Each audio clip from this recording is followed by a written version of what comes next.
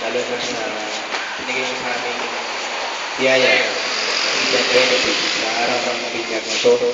Panginoon, grasya at proteksyon ay ibigay mo sa kanya at ganoon din sa mga nagbinyag at nagbinyag. Ganoon din po kami sa aming mga bisita, sa mga tita, sa mga tito, sa mga pinsan, sa mga kaibigan. Panginoon, bendisyonan mo sila upang sa itong araw na ito ay magiging araw ng bagong buhay. Mga Panginoon, kung kaya natin magiging masaya sa piling natin sa batang ito at lahat ng mga taong